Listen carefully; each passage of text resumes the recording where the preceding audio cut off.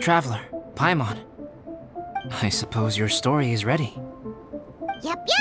How about you? Do you need some more time? No need. I am also ready to tell my story. Paimon calls dibs! Paimon first! Please, go ahead. Okay, here goes. Once upon a time, there was an evil researcher who went into the mountains and did a crazy experiment on whopper flowers to transform their appearance. After a lot of pain and suffering, the whopper flowers finally took on a human form. Then they stood by the side of the mountain to wait for unsuspecting bypassers. To whoever spoke to them, they would ask some questions such as, "Who am I? Who are you?" If the bypasser got the wrong answer, the last sound they'd make would be a yelp before the whopper flower ate them alive in one bite. Ooh, truly frightening. What the? You two aren't scared at all! Don't go nitpicking, okay? If you didn't like the story, go write your own!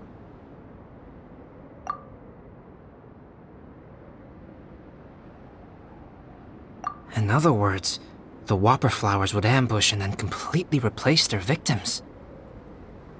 And then what? Go back to where the person lives? Enter their home? Eat their whole family? Paimon made up this story, but now Paimon's the one who's scared by it. It's a good story. Oh, may I write it down? I may bring it up in future conversations.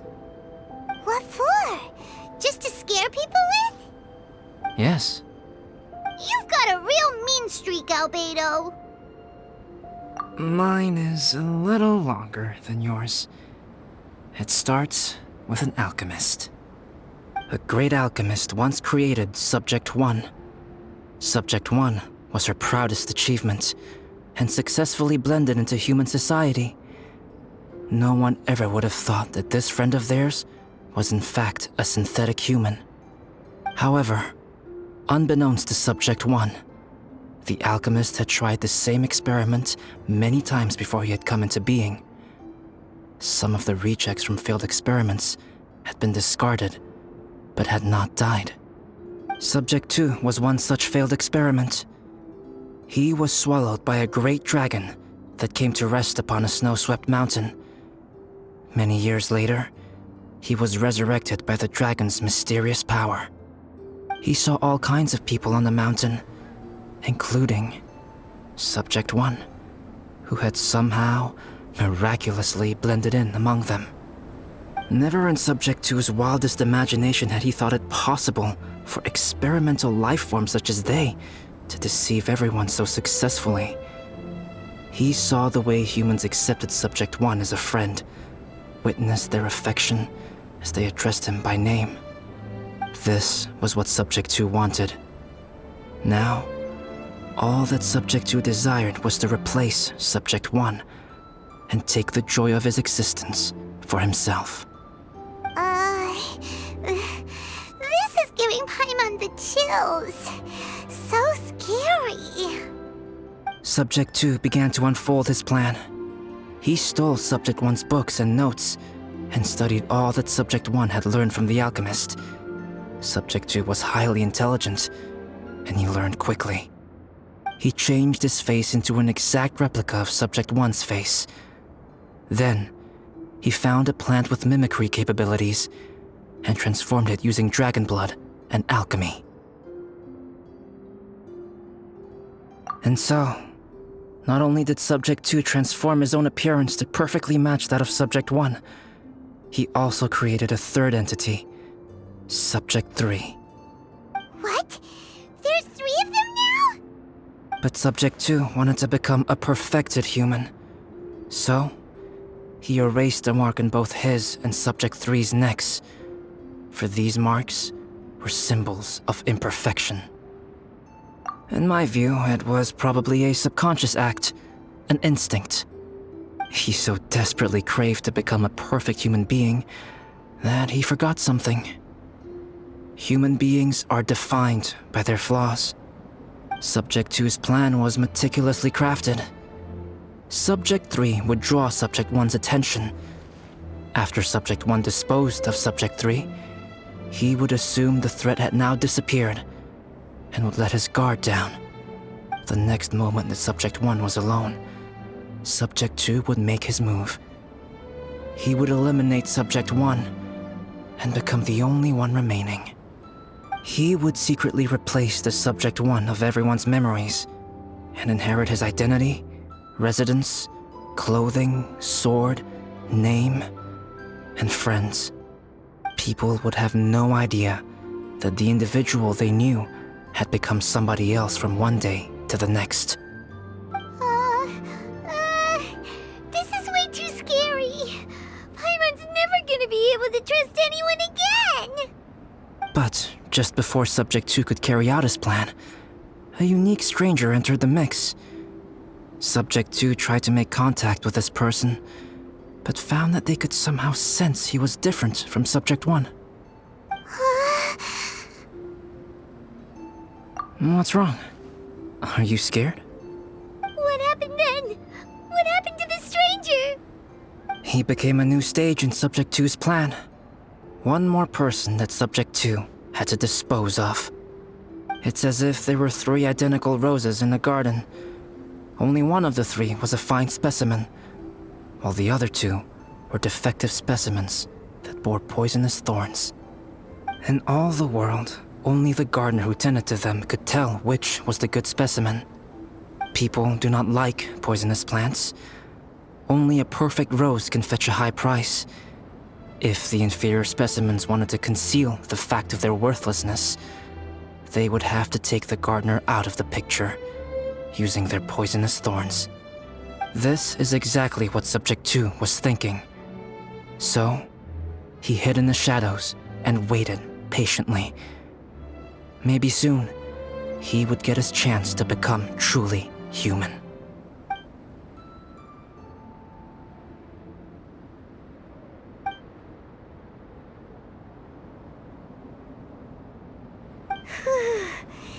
That was intense! So what happened after that? Did Subject 2's plan succeed? Paimon can't bear thinking about it. Fortunately, it is just a story. And even in this story, Subject 2 did not succeed. But you can never let your guard down on Dragonspine. Monsters mutated with Durin's power and blood are also creatures of Rhine-Daughter, just like me. You must beware of all such creatures. I'm glad to hear that. It's okay. I know what I am. You and I are both different, so there is no need for me to hide the truth from you. The only thing is that sometimes, when I think about how mighty the power of alchemy is, I feel so small. As beings who set foot in this world, how arrogant are we in desiring to control our destiny and in desiring to create? Is creation an arrogant act, traveler? If not, why do we call the ones that created us and control us gods? If it is, then what qualifies us to call ourselves creators? How far must we take our reverence and respect, and what purpose does it serve? Nothing special, but whenever I think about it, I feel a twinge of grief. Poor Albedo. Hello? Traveler, are you here? Hey, is that Amber? Thought we might find you here. We're here to deliver a message from Cyrus. There's gonna be a big event down at the base camp, and they want you there too, Traveler. Winter camp is nearing its end. Apparently, even provisional instructors are required to attend. Looks like we need to go, Albedo. Bye for now. Then I won't keep you. I have some things to attend to here, so forgive me for not seeing you down. Don't worry about it. There have been no issues getting up and down the mountain recently. Is everyone ready? Let's not keep them waiting.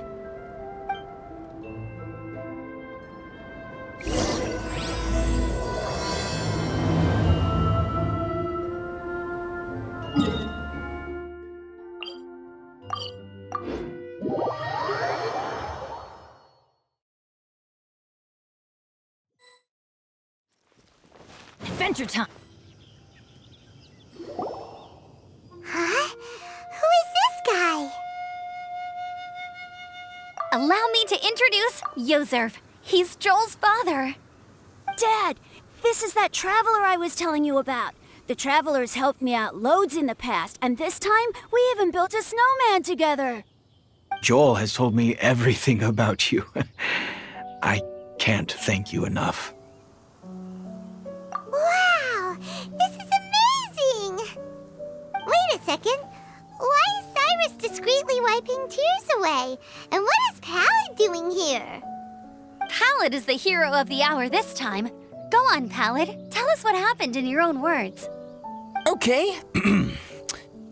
The weather was fine on that fateful day, and I had a feeling that Lady Luck was smiling down on me. So I trusted my gut and set off to explore somewhere new, somewhere dangerous. Because where there is great danger, there is also great treasure. Why does this sound so hard to believe?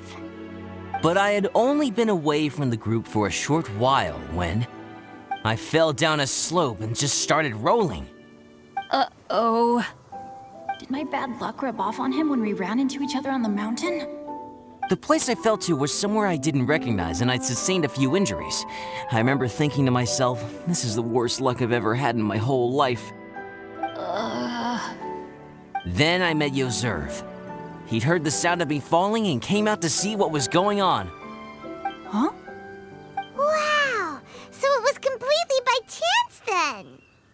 I thought he must have been someone from the Adventurers Guild here for the event, but after a few words of conversation, it was clear that he was having memory problems. He didn't even know his own name. The temperature was freezing, and there was no time to deal with all that there and then, so I convinced him to come back to the camp with me and figure everything else out after we got there. We got back to the camp, ran into Joel, and the moment he saw him, he froze for a second with this completely stunned expression on his face, and then he started crying out, "Dad! Dad!" That's when Yozerv suddenly started to remember.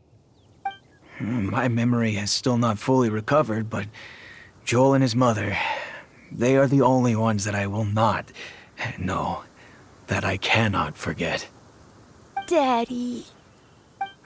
Daddy's right here, Joel. Daddy's right here.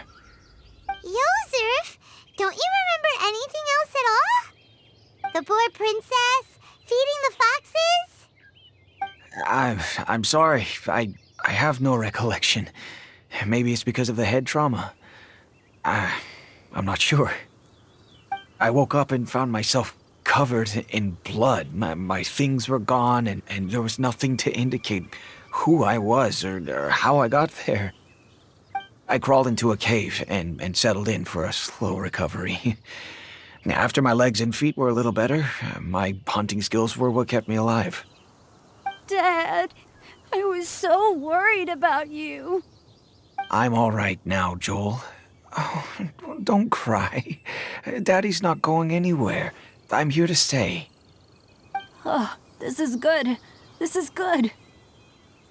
You know what, though? I definitely think my luck got worse after running into Benin on that mountain. I knew it. I just... No. I just meant if it weren't for you, there's no way I ever would have run into Yozerv on a mountain this huge. Besides, we got back safely, didn't we? So don't blame yourself. Maybe sometimes miracles can only happen when you get just unlucky enough. Pallid. When did you become such a smooth talker, huh? Huh? Am I? I was just telling the truth. Oh, yeah. I want to say thank you to the Traveler, Uncle Cyrus, Auntie Eula, and Auntie Amber. Thanks, everyone. You all helped look after me, and I will always remember it. But I guess I can't take the snowman with me, or it'll melt once it leaves Dragonspine. It's such a shame. Oh, I can help with that. One moment. Huh? Eula? Here, take this. It's powdered rime. Just add it to your snowman, and it will never melt. Wow! Really? Oh, This is awesome! You're the best, Auntie Eula! Dad, I have an unmeltable snowman now! How cool is that? How can I ever repay you all? Thank you all. Thank you from the bottom of my heart. Dad, I want to go move the snowman. Can we do it now, please? Okay. I'll be leaving with Joel now. I'm sure I'll see you all another day. Very well, very well. It's time for Pallet and I to have another discussion concerning his breaches of adventurer discipline. Huh? But Cyrus, I think I kind of made up for my mistakes this time, you know? See you guys! Oh, I made this for you and Amber. Think of it as a winter souvenir. Aw, are you sure? This must be really important to you. Come on now, just take it. No need to make such a fuss. Wow! Now our snowman won't melt either! Great! You're welcome. Just keep it, that's all I ask. Amber and I have some business to attend to now. See you later. See you! Everyone's gone. Seems like they've all got their own stuff to do now. Oh! You know what? We've been on Dragonspine all this time, and somehow Paimon still forgot to ask Albedo about how to make a fruit juicifier machine that can keep the juice fresh. Maybe we should try Timaeus again. He does seem pretty eager to please after all.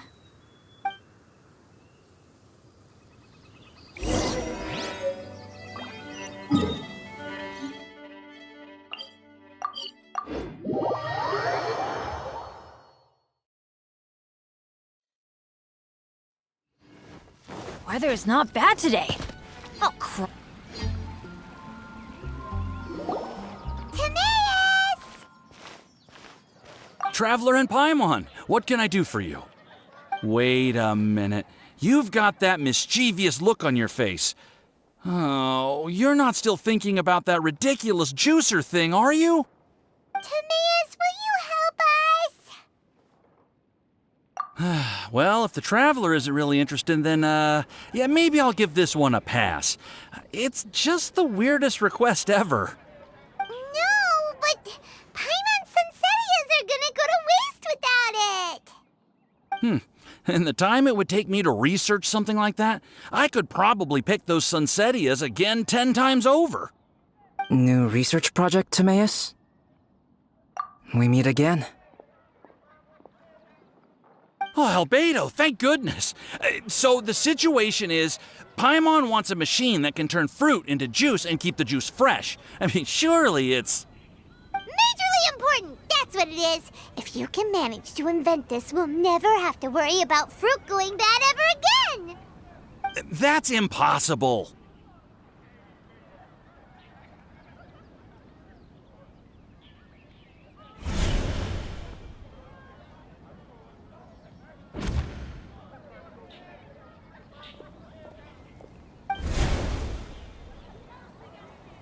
Turning fruit into juice is not hard, but keeping it fresh is more difficult. But if you simply want to keep the fruit from rotting, there are many ways to achieve this. Right, Traveler?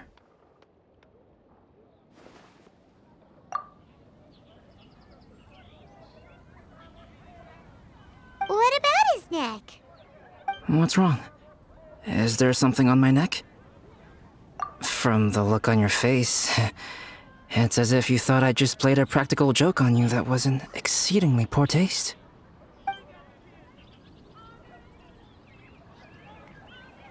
Albedo, you were saying, how do you stop fruit from going bad? Well, one way would be to bury your fruit on Dragonspine, where the snow never melts all year round.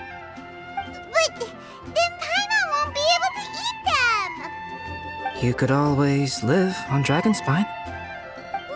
No, too cold for Paimon. Or you can give the fruit to me, and I would take it to Dragonspine for you. But since you don't like the cold, You'd have to send someone else to pick them up when you want them.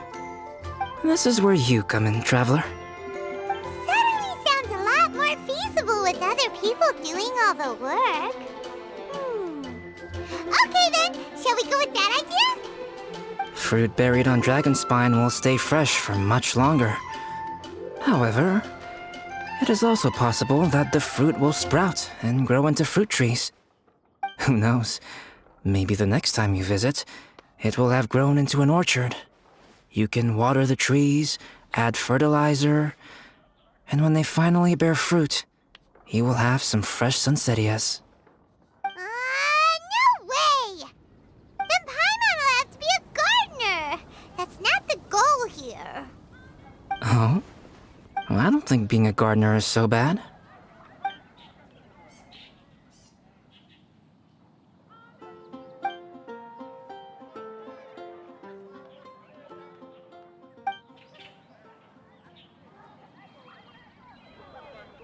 Albedo! Stop trying to get your hands on Paimon's super sweet Sensitias! It bothers you, does it? Of course it bothers Paimon! They are the rarest, super-duper sweetest Sensitias ever! And they're not for you! Okay, but they're just Sensitias. I think you're only so attached to them because you don't have much fruit of this quality in your possession. When someone's pockets are full and their spirit is fulfilled, they don't easily fall prey to this kind of yearning. Huh? Really?